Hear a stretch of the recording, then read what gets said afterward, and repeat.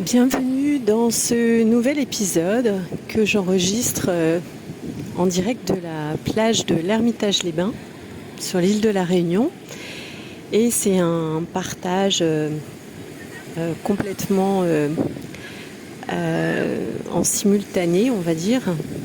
en live, non prémédité, non préparé, simplement pour partager de façon imagée ce qu'il peut y avoir à l'intérieur finalement de notre être, au cœur de notre intériorité profonde qu'on ne voit pas et qui pourtant est là et attend finalement d'être libérée, d'être, on pourrait dire, nettoyée aussi, ou d'être perçue pour être triée, pour être améliorée. Donc là, en fait, je vous fais ce direct directement sur la plage après le cyclone qui a un petit peu ravagé l'île et qui a laissé des profondes traces, notamment là au niveau du lagon qui n'est plus du tout transparent, qui est, on va dire, boueux, et ça pourra être aussi l'objet d'observation de ma part. Mais surtout, ce qu'on peut remarquer lorsqu'on est sur les plages du littoral, en tout cas les plages de la côte ouest où je me trouve, c'est cet amas de morceaux de bois, de troncs, de déchets qui jonchent la plage, qui était immaculée d'un jaune sable vraiment étincelant et brillant. Et là, il se trouve que les plages sont vraiment dans un sale état, avec énormément de branchages, de déchets. Alors heureusement, il n'y a pas énormément de déchets plastiques, comme ça peut être le cas d'ailleurs en Asie. Je me souviens une fois aux Philippines, après une pleine lune avec juste une petite tempête, il y avait des bidons de lessive sur la plage. Enfin, c'était vraiment une horreur. Bon, là, on n'en est pas à ce point-là. C'est uniquement beaucoup de matières quand même naturelles, des roseaux, des troncs, des noix de coco, beaucoup de noix de coco aussi, de vieilles noix de coco, beaucoup de branchages, de bouts de bois divers et variés. Et ce que ça m'évoque justement, à la suite de cette grosse tempête, de ce cyclone qui a sévi pendant à peu près 2 jours sur l'île, eh ben, c'est à l'image de ce qu'il y a dans notre intériorité à la suite de certains chaos, de certaines crises existentielles, de certains deuils, de certaines ruptures. En fait, finalement, à l'instar de la mer qui va rejeter tous les déchets, et donc il faut une certaine force motrice, en fait, une certaine force organique, un certain mouvement, en fait, une certaine violence intérieure pour pouvoir rejeter, pour avoir la force de rejeter tous ces déchets sur la plage qui, quelques jours avant, étaient totalement invisibles et se trouvaient dans le fond de la mer et n'étaient vus d'absolument personne. Et on se demande, même quand on regarde là l'état de la plage, on peut quasiment pas poser sa serviette devant vraiment la quantité de déchets et de détritus. On se dit,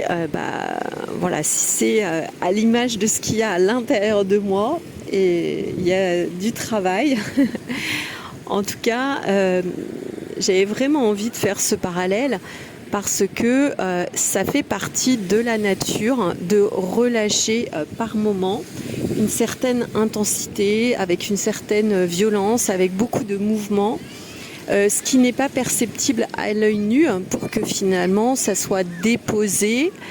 dans un espace beaucoup plus visible. Donc là, en l'occurrence, la plage, et ça va pouvoir être nettoyer, ça va pouvoir être retiré, ça va pouvoir être enlevé, ça va pouvoir être libéré quand ça sera le moment, quand l'heure sera venue. J'imagine quand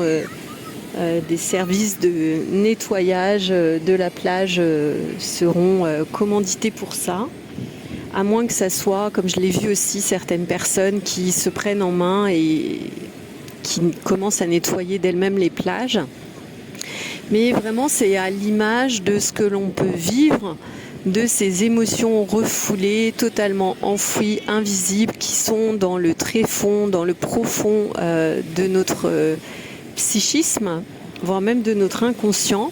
et qui, à la suite de grosses tempêtes, de grosses vagues émotionnelles, de gros séismes, de gros tsunamis, de gros cyclones, viennent en fait à la surface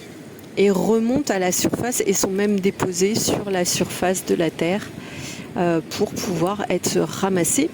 Et s'ils étaient restés au fond de la mer, c'est vrai qu'ils étaient inaccessibles, intouchables, alors que là, en fait, on peut voir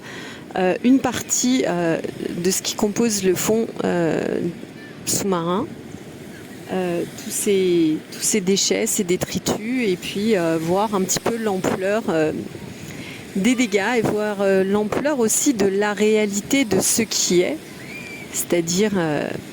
tout ce bois qui était non vu et caché, dissimulé, et qui maintenant finalement est complètement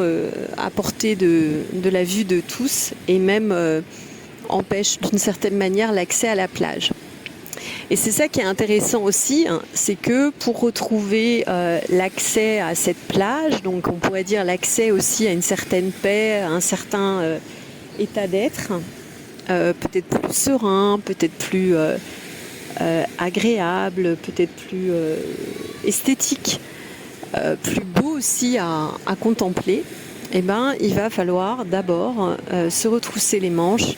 et ramasser tous ces amas de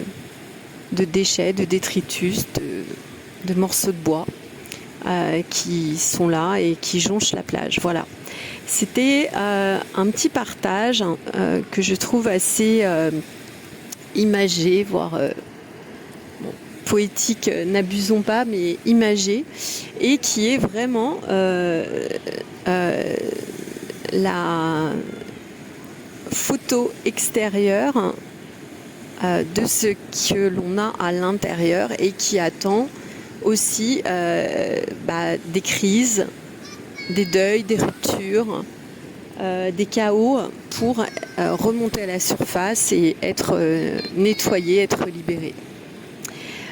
Voilà, dites-moi en commentaire, n'hésitez pas à me dire ce que ça évoque pour vous, et si cela vous motive à aller voir de vous-même déjà ce qu'il y a en profondeur. Et après, on peut très bien le faire aussi en mode plongée, hein, en mode deep, plutôt que d'attendre le prochain tsunami, le prochain cyclone, le prochain chaos, la prochaine rupture, ou le prochain deuil, ou la prochaine crise existentielle, pour avoir tout à ramasser d'un seul coup. Voilà, n'hésitez pas à me faire part de vos commentaires. Et quant à moi, je vous retrouve très bientôt pour un nouvel écho du chaos.